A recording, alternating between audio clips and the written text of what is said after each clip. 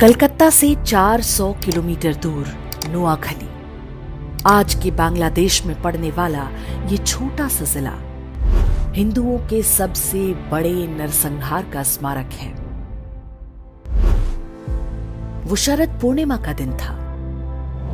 बंगाली हिंदू इस दिन पारंपरिक रूप से माता लक्ष्मी की पूजा करते हैं। इसे बंगाल में कोजागरी पूजा के नाम से जाना जाता है। 10 अक्टूबर वर्ष 1946, स्थान नोआखली, बंगाल। सूफी दरगाह दायरा शरीफ के खादिम पीर गुलाम सरवर ने 20,000 मुसलमानों को संबोधित करते हुए कहा, अपने खेतों में तुम जो चावल उगाते हो उसे कौन खाता है? हिंदू खाते हैं। हिंदुओं की औरतें सुंदर क्यों होती हैं? क्योंकि उन्हें अच्छा खाना मिलता है। हमारी औरतें बीमार पड़ती हैं तो उन्हें अपने हाथों से कौन टटोलता है? हिंदू डॉक्टर। सामने नाराए तकबीर, अल्लाहू अकबर चिल्लाती हजारों मुसलमानों की भीड़ थी। कसम खाई गई कि नोआखली में हर काफिर और कुफ्र के हर निशान को मिटा दिया जाएगा। बिल्कुल वैसे ही जैसे लगभग 2 महीने पहले कलकत्ता में डायरेक्ट एक्शन डे के नाम से हुआ था। कलकत्ता की ही तरह हाथों में चाकू और गंडासे लिए जिहादी भीड़ ने चुन चुन कर हिंदू पुरुषों को मारना और हिंदू महिलाओं से बलात्कार शुरू कर दिया। हिंदुओं की दुकानों और मकानों में आग लगाया जाने लगा। हिंदुओं से कह दिया गया था कि जिंदा रहना है तो उन्हें इस्लाम कबूलना होगा। जस्टिस जीडी खोसला ने भारत के विभाजन पर अपनी पुस्तक स्टर्न रेकनिंग में लिखा है, भीड़ ने नारायणपुर के जमींदार सुरेंद्र नाथ बोस के मकान पर हमला बोला। वे परिवार के साथ छत पर चले गए। दंगाइयों ने घर में आग लगा दी। घर जलने लगा तो सुरेंद्र बाबू ने छत से छलांग लगा दी। वे दंगाइयों के सामने ही गिरे। उन्मादी मुसलमानों ने उनके शरीर के टुकड़े टुकड़े कर डाले और उनका कटा हुआ सिर पास में ही खड़े पीर गुलाम सरवर को भेंट किया। ऐसा नहीं है कि नोआखली के हिंदुओं ने प्रतिरोध नहीं किया। हिंदू महासभा के नेता और वकील राजेंद्र लाल रॉय चौधरी ने लोगों को संगठित करके संघर्ष का प्रयास किया, लेकिन वे सफल नहीं हो पाए। उनके घर को भी जला दिया गया। मजहबी दंगाई राजेंद्र लाल रॉय चौधरी को अपने साथ ले गए। बाद में उनका कटा हुआ सिर सूफी गुलाम सरवर को पेश किया गया। उनकी 2 बेटियों को मौलवियों ने आपस में बांट लिया। कलकत्ता में डायरेक्ट एक्शन डे के विरोध में गोपाल पाठा ने हथियार उठाया था। उनका प्रतिरोध सफल रहा था क्योंकि कलकत्ता में हिंदुओं की जनसंख्या अधिक थी, जबकि नोआखली में हिंदू मात्र 20% थे, जबकि मुसलमान 80% थे। तब जो नोआखली में हुआ वो आज हम कश्मीर से लेकर केरल और कैराना तक में आए दिन देखते हैं। 10 अक्टूबर 1946 को शुरू हुआ ये हिंदू नरसंहार चलता रहा और बाकी देश में किसी को कुछ भी पता नहीं चलने पाया। 15 अक्टूबर को नोआखली नरसंहार की सूचना दिल्ली पहुंची। 17 अक्टूबर को गांधी जी ने प्रतिक्रिया देते हुए कहा, हिंदू महिलाओं को मरने की कला सीखनी होगी। बलात्कारी के सामने झुकने से अच्छा है कि वे अपने हाथों से अपना गला घोंटकर या जीभ दांतों में दबाकर मर जाएं। गांधी के इस असंवेदनशील बयान से पूरे देश में हिंदुओं में कड़ी प्रतिक्रिया हुई। इसलिए अगले दिन उन्होंने प्रार्थना सभा में अपने विचारों को और भी स्पष्ट करते हुए कहा, कल मैंने कहा था कि हिंदू महिलाएं अपना गला घोंटकर या जीभ दांतों से काट कर मर जाएं, लेकिन मुझे बताया गया है कि ऐसा करने से आत्महत्या संभव नहीं है। ऐसे में मैं हिंदू महिलाओं को जहर खाने की सलाह दूंगा। मैंने सुना है कि योग क्रिया से भी आत्महत्या की जा सकती है। मैं पता करूंगा कि ऐसा कैसे किया जा सकता है। नोआखली में हिंदू मारे जा रहे थे। अहिंसा और शांति के पुजारी गांधी जी हिंदू महिलाओं को आत्महत्या करने के नए नए उपाय बता रहे थे। नोआखली और आसपास के क्षेत्रों में जिहादी निर्वस्त्र हिंदू महिलाओं के जुलूस निकाले जा रहे थे, लेकिन गांधी शांति और अहिंसा की अपनी विकृत धारणा का सार्वजनिक प्रदर्शन पूरी निर्लज्जता से करते रहे।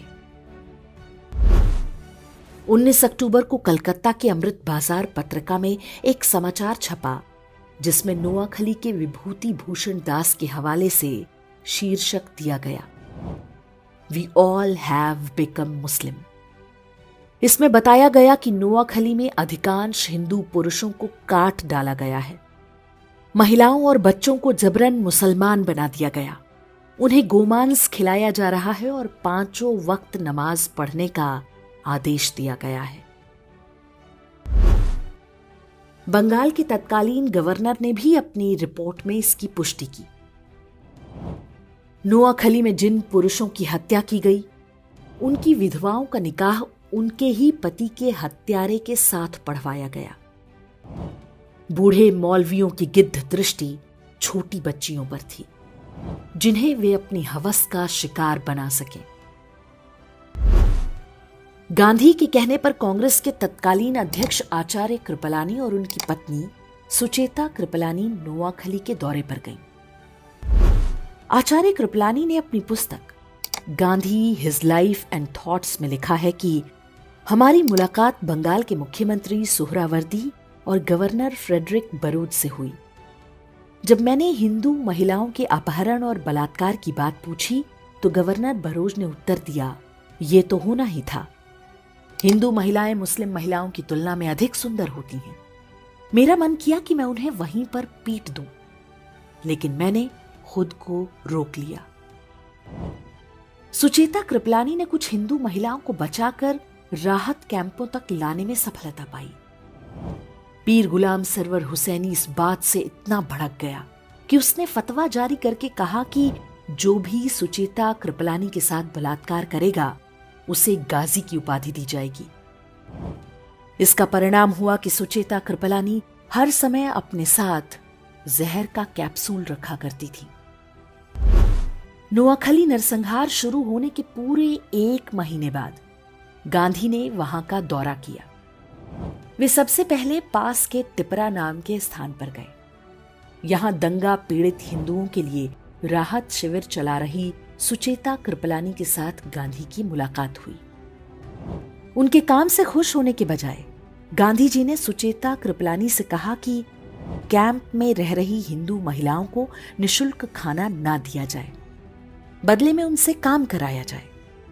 गांधी जी ने सुचेता कृपलानी को यह निर्देश भी दिया कि वे इन हिंदू महिलाओं से कहें कि वे वापस अपने गांव में जाकर मुसलमानों के साथ मिलजुल कर रहें, चाहे उनकी जान ही क्यों ना चली जाए।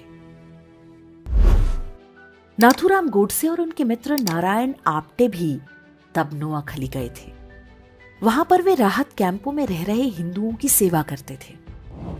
गोडसे और आप्टे ने वहां जो कुछ देखा और गांधी की बातें सुनी, ये कहना गलत नहीं होगा कि वही आगे चलकर गांधी की हत्या का कारण बना होगा। काशी हिंदू विश्वविद्यालय के संस्थापक महामना मदन मोहन मालवीय ने नोआखली में हिंदुओं के नरसंहार और महिलाओं से बलात्कार के वृतांत सुने तो उन्हें गहरा सदमा लगा। इसी कारण 12 नवंबर 1946 को उनका निधन हो गया। स्वतंत्रता के बाद बंगाल के पहले मुख्यमंत्री बने प्रफुल्ल चंद्र घोष ने अपनी पुस्तक Gandhi as I saw him में लिखा है, गांधी जी ने एक युवा से पूछा कि नोआखली में हिंदुओं और मुसलमानों की जनसंख्या का अनुपात क्या है। युवा ने उत्तर दिया, हिंदू 20% हैं और मुसलमान 80%। गांधी जी ने पूछा, जमीनें किस अनुपात में हैं? युवक ने बोला, 80% जमीनें हिंदुओं की हैं और 20% मुसलमानों की। तब गांधी ने कहा, संघर्ष का असली कारण यही है। अर्थात जिस व्यक्ति को राष्ट्रपिता बताकर देश पर थोप दिया गया, उसने जिहादियों के हाथों हिंदुओं के नरसंहार को आर्थिक असमानता से जोड़ दिया। जबकि नोआखली में रहने वाले हिंदुओं में बड़ी संख्या अनुसूचित जातियों की भी थी। ये लोग बहुत निर्धन थे। जिहादियों ने उनके भी पुरुषों की हत्या की और महिलाओं के साथ बलात्कार किया। लेकिन गांधी का ध्यान केवल जिहादी हिंसा का बचाव करने पर था। इसमें वो बहुत हद तक सफल भी रहे।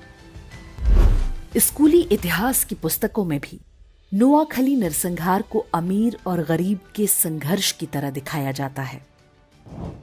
आज भी देश में अधिकांश लोग नहीं जानते कि नोआखली में क्या हुआ था और कैसे। वही हत्यारी मानसिकता आज भी देश भर में फल फूल रही है। 15 अगस्त 1947 को देश स्वतंत्र हो गया। बंटवारे में नोआखली पूर्वी पाकिस्तान के हिस्से में चला गया। वहां पर हिंदुओं का नरसंहार जारी रहा। अब तो कोई रोकने टोकने वाला नहीं था। आधिकारिक आंकड़ों के अनुसार इस नरसंहार में 5000 हिंदुओं की हत्या हुई। हालांकि दावा किया जाता है कि वास्तविक संख्या 50,000 से कम नहीं होगी। वर्ष 1946 में नोआखली में लगभग 4 लाख हिंदू रहते थे। उनमें से 95% को बलपूर्वक इस्लाम कबूल करना पड़ा। शरद पूर्णिमा या कोजागरी के दिन माता लक्ष्मी के 8 रूपों की पूजा की जाती है। इन्हें अष्टलक्ष्मी कहते हैं। इनमें से एक रूप वीर लक्ष्मी का है। इस रूप में माता धन धान्य के साथ अपने हाथों में चक्र, गदा और धनुष बाण भी धारण करती हैं। ये संदेश है कि धन तभी तक सुरक्षित है जब हाथों में शस्त्र और शास्त्र दोनों हों। शस्त्र केवल पूजने के लिए नहीं, प्रयोग के लिए है। चारों ओर से असुरों से घिरा हिंदू समाज जब तक इस बात को नहीं समझेगा, नोआखली जैसे नरसंहारों के लिए अभिशप्त रहेगा।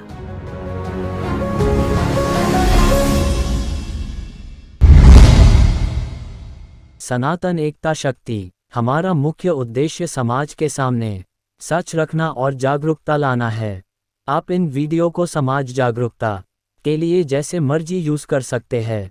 जय श्री राम, जय सनातन।